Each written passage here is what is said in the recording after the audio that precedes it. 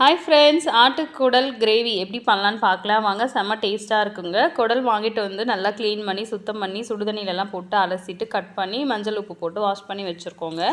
இப்போ அதுக்கு மசாலா ரெடி பண்ணிக்கலாங்க. ஒரு ஸ்பூன் எண்ணெயில் 5-6 முந்திரி சோம்பு போட்டுக்கலாம். ஒரு கைப்பிடி சின்ன வெங்காயம் போட்டுக்கலாங்க. எல்லாத்தையும் நல்லா வதக்கணுங்க. இந்த அளவுக்கு வதங்கினதுக்கப்புறம் ஒரு தக்காளியை கட் பண்ணி உள்ளே சேர்த்துக்கலாங்க. அதையும் நல்லா வதக்கணுங்க. இப்போ வதங்கினதை நம்ம எடுத்து மிக்ஸி ஜாருக்கு வச்சுக்கலாம். ஒரு குக்கரில் தேவையான அளவு எண்ணெய் விட்டுட்டு கருவேப்பிலை ஒரு கொத்து சேர்த்துக்கலாம். ஒரு 4 பச்சை மிளகாய் சேர்த்துக்கலாங்க. ஒரு கைப்பிடி சின்ன வெங்காயம் சேர்த்துக்கணுங்க. குழம்புக்கு ரொம்ப டேஸ்ட்டு கொடுக்கும். எல்லாத்தையும் நல்லா வதக்கணுங்க. ஒரு பெரிய வெங்காயம் நம்ம சேர்த்துக்கலாங்க. எவ்வளோ தூரம் வெங்காயம் நிறையா சேர்க்குறோமோ அந்த அளவுக்கு டேஸ்ட்டுமே நல்லா தான் இருக்குங்க.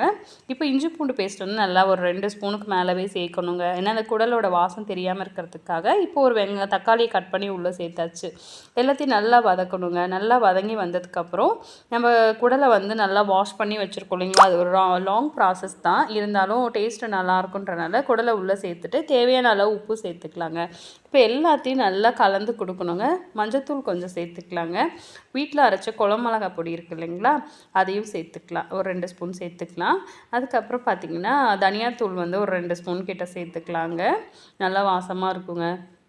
கரம் மசாலா ஒரு ஸ்பூன் சேர்த்துக்கணுங்க.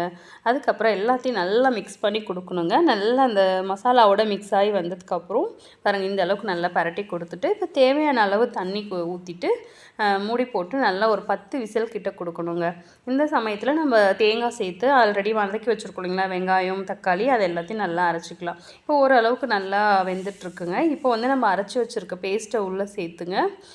நல்லா கலந்து விட்டுட்டு உப்பெல்லாம் செக் பண்ணிவிட்டு இப்போ விசில் போட்டு ஒரு 5 விசில் விட்டால் போதுங்க. நல்லா வெந்து வந்திருக்குங்க. பாருங்கள், இந்த அளவுக்கு பிரிஞ்சு குழம்பு எண்ணெய் பிரிஞ்சு சூப்பராக வந்திருக்குங்க.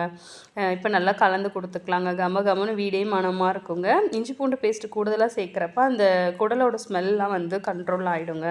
இப்போ கொஞ்சம் மல்லி கருவேப்பிலை கட் பண்ணி உள்ளே சேர்த்துக்கலாம். கிரேவி பாருங்கள் எவ்வளோ அழகாக சூப்பராக டேஸ்டியாக எம்மியாக இருக்குங்க. இட்லிக்கு சாதத்துக்கு எல்லாத்துக்குமே சூப்பராக இருக்குங்க. சாதத்துக்குன்னா இன்னும் கொஞ்சம் நீங்கள் தண்ணியாக கூட வைக்கலாம். நான் டிஃபனுக்காக வச்சுருக்கேங்க. இட்லிக்கு கண்டிப்பாக ட்ரை பண்ணுங்கள். பாய்.